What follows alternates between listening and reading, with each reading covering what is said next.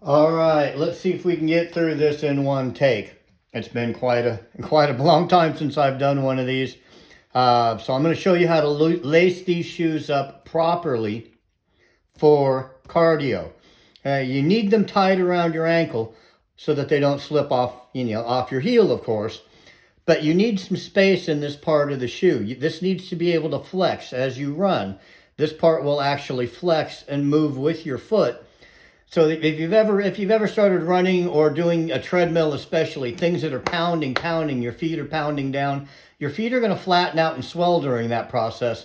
And most tennis shoes, when they're laced out of the factory or the way you usually lace them, are going to draw from here to here, not from here to here. So what that means is when you pull on these strings, it's going to tighten this area first, and then this area, and then this area. You have to yak it down pretty hard to get it to wrap around your ankle properly. Hey, so what I'm going to show you is a way to eliminate all of that bullshit so that your feet won't start tingling, the balls of your feet, your toes, stuff like that. They're going to be able to have some room in there to breathe and move around. This may be multiple takes because, like I said, it's been a while and I did not rehearse any of this. This was taught to me. I don't even want to admit to you how many years ago this was taught to me. I've only done one bodybuilding competition in my entire life. I was 28 years old. That's when it was taught to me, was when I prepped for that show. I had a great trainer that worked with the Rams when they were in Los Angeles, and I lived in Los Angeles, and that's how we did it back then. We all shared information, helped each other out. When I'm done with this, I'm going to show you how to tie them to make sure you're not one of those dumbasses that sits on a treadmill for 10 minutes and then you have to spread your legs, jump on the side of it so you don't fly off of it, and then retie your damn shoes in the middle of the gym and waste everybody's time. I'm going to teach you how to make sure they don't ever come untied while you're training. Okay? So here's the tricky part. We've run it through the inside of the shoe, down here, to the very first hole in the shoe, but from the inside, not the outside. Okay, I think you can probably see that. I'll find out when I edit this son of a you-know-what. Okay, as always, we don't want to have any black area showing there, so we're going to run it up through the top. And let's see, I've got OCD like you would not believe, so I'm going to make sure this is nice and flat here. Now, it's got to come down. The only place it can come down is into this empty hole here. So it's going to go into that empty hole right there. Empty hole right there. It's going to go right back up top here. We're going to make sure there's no twist in it. Again, OCD kicking in. We're going to run it back along the inside.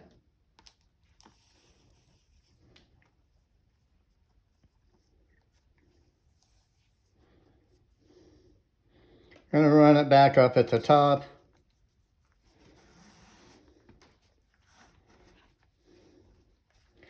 Kind of straighten that mess out.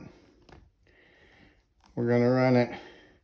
Are we going to run it down one more hole? We are going to run it down one more hole. We're going to come back up to the top so we have a broken line of yellow there with no spaces in between. Now we're out of holes. I swear it's like a circus, half zoo around here. This also is now going to, oh, I'm sorry, I took one of his toys. Jesus, some life I'm living. Single male, 2 cats. People are starting to wonder, you know what I mean? Okay, so there we go. That's your lace. We got the lace done. Now, let's make sure, especially for you ladies that wear the little spandex pants in the gym, having to bend over and tie your shoes in the middle of the gym is probably not something you look forward to doing with probably a couple of rows of guys behind you, the little pervs on their steppers while you're on the treadmill. So here we go. You go through one time. Oh, no. You go through another time, 2 times. When you draw that tight, that is secure. That's not going anywhere. So that's not going to slip. Run it through there 2 times. to where it's nice and tight for you. We're going to do this twice also. We're going to make part of our bow here. We're going to loop once. We're going to loop again. And then shove it right down in the hole like you normally would. And here's where it gets different. When you pull on this end, one end will pull, and it's going to be very loose through here. You're going to go, Jim, that sucks. It's really loose. You grab up here. You cinch that end tight. That's not going anywhere. All right? So, special shout out. I had a request to do this. That's why this got done, is she's working her ass off and getting in great shape, doing a great job. But she complained about that, and I had just posted this. I wanted to make sure other people took advantage of it too, all right? So now there's no excuse for you not getting some extra cardio work in during the last 2 weeks of this competition. And also, I will tell you, there's also no excuse for staying the same, because there's no such thing as staying the same. You're either striving to make yourself better, or you're allowing yourself to get worse. This is Jim. I'm the Unconventional Trainer, and I'm really glad this went in one take. Somebody roll my title screen. I got some cardio to do.